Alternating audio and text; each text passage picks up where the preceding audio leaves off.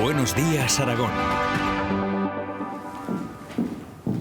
Este año, el 2022, va a cerrar con una subida media anual del 9% en la vivienda. Para el año que viene se prevé que esa subida se amortigüe y se quede entre el 2 y el 5%. Es la previsión de los expertos, que aseguran que sigue habiendo demanda, pero condicionada por la situación económica y la subida de tipos de interés. De la situación del sector, también de esas previsiones para el año que viene, vamos a hablar hoy en nuestro tiempo de entrevista con Pedro Arellano, gerente de una inmobiliaria y además coordinador general de Aportalia Zaragoza. Hola Pedro, muy buenos días. Muy buenos días. Bueno, hemos hecho ahí una pequeña introducción, una pequeña radiografía del sector. ¿Cómo llegan al final de este 2022? Bueno, el 2022 ha sido un año en cuanto a ventas muy bueno.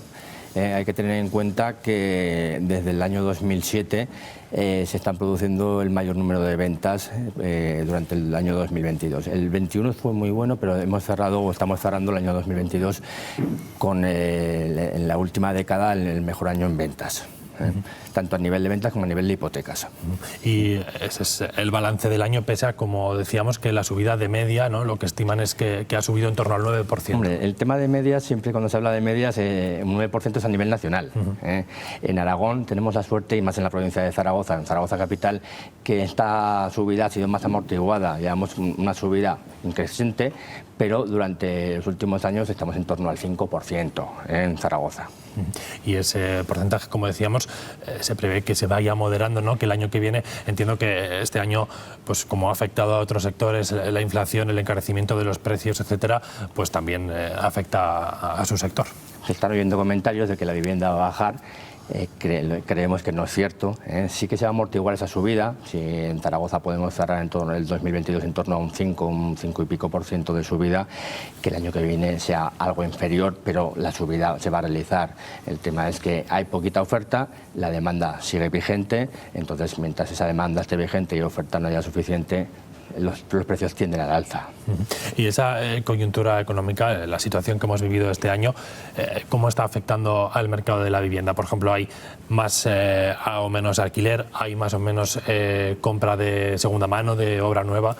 La subida de la inflación y la subida sobre todo que está influyendo en el tipo de interés está provocando que una pequeña parte de la población no tenga acceso a la vivienda por los ratos de endeudamiento o por la subida de tipos de interés. Entonces, este perfil de gente que no llega a acceder al mercado de compra de vivienda, pues tendrá que vivir en algún lado, se está pasando al mercado del alquiler. Pero tanto el mercado del alquiler como el de compra-venta a día de hoy todavía está en auge.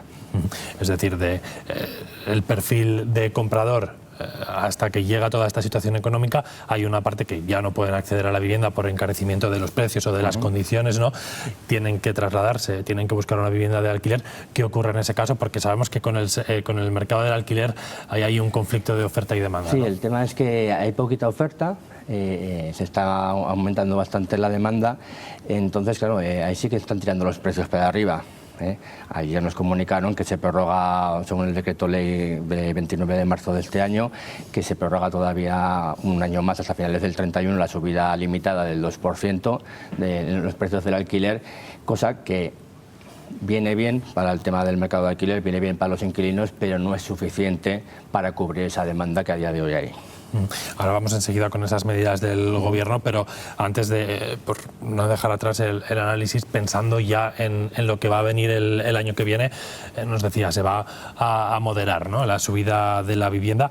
¿Eso supone que va a haber un descenso de las ventas en el 2023? Se prevé que sí, que bajen, claro, entre un 10 y un 15% de media el número de ventas. Lo que pasa es que venimos de máximos históricos. Estamos hablando que en el 2022 se ha producido en la última década el mayor número de ventas. Entonces, el que se reduzca un 10 o un 15% respecto al 2022 no es significativo en el mercado inmobiliario. Está dentro de lo esperado. No va a alterar, ¿no?, podemos decir, la situación del sector. Estamos en un mercado, por lo menos en Aragón, que está muy plano a nivel de subidas, o sea que suba la vivienda entre un 2 y un 5% es algo habitual e incluso positivo. Y Yo le veo un buen estado al mercado inmobiliario en Aragón. Bueno, entre esas medidas aprobadas por el Gobierno están las que afectan a los alquileres, tanto a los contratos que finalizan ahora como en lo relativo a la subida de las mensualidades. Sonia Cameselle. Sí, son medidas que ha adoptado el Gobierno central que tienen como objetivo evitar que la inflación dispare el precio de los alquileres. Por un lado, se mantiene que los propietarios no puedan subir el precio del alquiler por encima del 2% en aquellas revisiones anuales, y ahora, como novedad, aquellos contratos que terminen y tengan que renovarse antes del 1 de junio del 1 de julio de 2023 no podrá subir el precio del alquiler. Para la Unión de Consumidores de Aragón esto va a suponer un alivio para las familias. Una medida ajustada que no gustará a los propietarios de las viviendas, ya lo entendemos, pero que para las familias que viven de alquiler, que normalmente son familias de rentas medias bajas, va a ser un alivio saber que no van a tener subidas durante el año 23 desmesuradas. Escuchábamos a José Ángel Oliván decir estas medidas no van a gustar a los propietarios, porque lo cierto es que ellos sí están sufriendo en cierta medida según qué incremento de precios, pero las medidas van destinadas al inquilino, ¿no? Correcto, sí. A los propietarios para nada. De hecho, ya están mal acostumbrados porque llevamos desde marzo de este año ya con esos límites en los precios de las subidas. Y incluso yo creo que es contraproducente en este sentido, porque hay propietarios que no lo sacan al mercado de alquiler directamente para no soportar esas pérdidas por inflación. Muchos de ellos lo están sacando a la venta, el inmueble. Entonces no se cubre la demanda. Aquí tendríamos que mirar unas políticas ya a nivel institucional, tanto desde el Gobierno central, comunidades autónomas y ayuntamientos, en el cual se promocionará pues, el parque público de vivienda en alquiler. Entonces, mientras no se acometamos estas medidas, no sé si se va a llegar a cubrir la demanda existente. Comentabas que hay propietarios que ante la situación prefieren incluso, bueno, una opción es sacar a la venta la vivienda. También hay quien decide no sacar a alquiler, poner en circulación en el mercado su vivienda. También la mantienen cerrada, y no son pocos, hay un parque importante de vivienda en el cual se encuentra cerrada esperando realmente un año. O sea, los decretos ya se venían hablados, se oía, se comentaba que iba a llegar todas las leyes, los decretos leyes promulgados por el Gobierno iban a finalizar el 31 de diciembre de 2023. Hay gente que se le queda ahora vacío el inmueble y dice, pues si me van a obligar durante 5 años que marca la ley de arrendamientos a tener atado un inquilino a unos precios topes limitados, un arrendamiento o a un precio X, me espero un año y al año que viene Dios dirá, en el 2024. Prefieren estar un año sin ingresar sin nada, alquilarlo, efectivamente. En vez de tener que aplicar, porque recordemos que pueden subirlo hasta un 2%, eso es lo que se prorroga, y ahora los contratos que vayan a finalizar, esas condiciones actuales se alargan 6 meses. Se van a prorrogar, los que terminen desde aquí hasta, desde el 1 de enero hasta el 30 de junio, se pueden prorrogar unilateralmente por parte del inquilino durante 6 meses más. O sea, el 31 de diciembre del 2023 finalizaría el contrato sí o sí. Pedro, aprovechando que estás aquí, queremos incidir en la situación del mercado del alquiler, porque es cierto que existe ese problema, hay mucha demanda y hay poca oferta, y queríamos plantearte qué aspectos tenemos que tener en cuenta, tanto como propietario como inquilino, porque es cierto que cada vez hay más demanda y por tanto pues los propietarios piden según qué condiciones o según qué documentación, y ahí a veces hay dudas, ¿no?, sobre cómo proceder. Hombre, yo el primer consejo que doy, tanto a propietarios como a inquilinos, que lo dejen la gestión en manos de profesionales, o bien agencias inmobiliarias o bien agentes de la propiedad inmobiliaria que tengan un renombre, que tengan ya una antigüedad contrastada en el mercado inmobiliario aragonés y que trabajen bajo un código profesional y ético. Entonces, a partir de ahí, ¿qué nos pueden solicitar los propietarios o qué nos pueden solicitar o qué pueden aportar los inquilinos? Los propietarios suelen solicitar últimas nóminas, contratos de trabajo, DNI y renta. Siempre están apoyados normalmente, ahora últimamente en los últimos años, por un seguro de impago de alquiler, en el cual verifica esa documentación, porque se está dando el caso de inquilinos que no llegan o que no tienen ingresos, que están falsificando documentación también. sea, y me está pasando, me ha pasado en los últimos meses, me ha pasado 2 veces. Mandas una documentación al servicio jurídico para que la revisen y dicen, no, esto es falso, esta nómina es falsa. Y tiene su membrete de la empresa, viene sellada, viene todo y es falsificada. Hay que tener cuidado con estos temas. Para evitar precisamente por las dos partes, ¿no? que ocurran estos, ha habido casos también incluso en los que hemos conocido que hay inquilinos que acaban siendo estafados o que utilizan su documentación para otros fines. Incluso hay quien nos pide toda la documentación antes ni siquiera de haber visto la vivienda. No tendría por qué, porque mientras tú no veas una vivienda no tienes ni por qué dejar ningún dinero por adelantado, que conozco empresas y particulares que lo están haciendo, ni ningún tipo de documentación.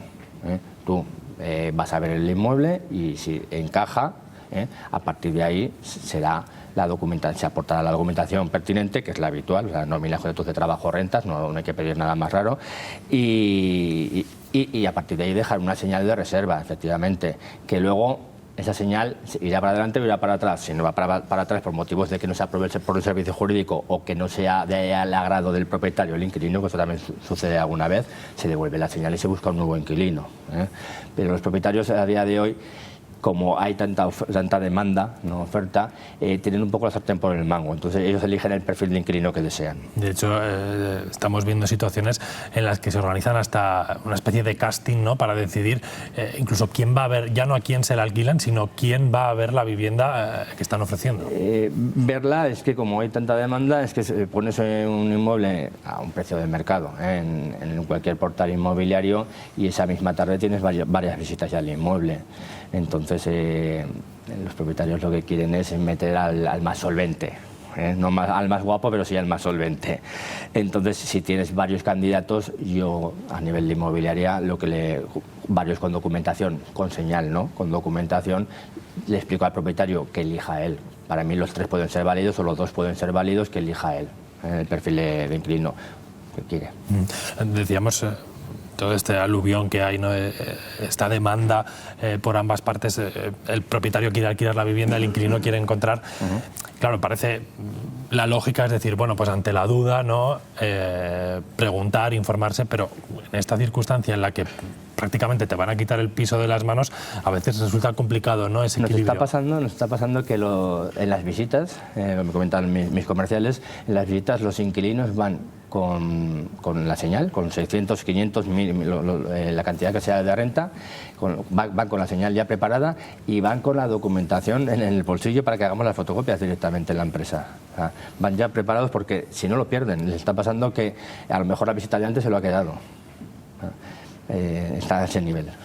Y este escenario que planteamos en cuanto a la vivienda de alquiler, podríamos decir que ocurre de manera similar con una compraventa, es decir, los bancos, dada la situación actual, buscan determinados perfiles para conceder las hipotecas o para hacerle sus estudios hipotecarios.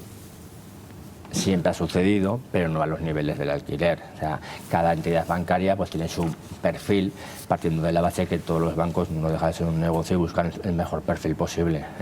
Pero cada perfil de cliente tiene también sus condiciones económicas particulares y las que le van a dar el banco. No a todo el mundo le van a dar un diferencial X en una hipoteca mixta o fija o variable, y los bancos sí que seleccionan, pero no deja de ser su negocio. Si tienen que dar una hipoteca, a que sea tienen que dar, se la dan.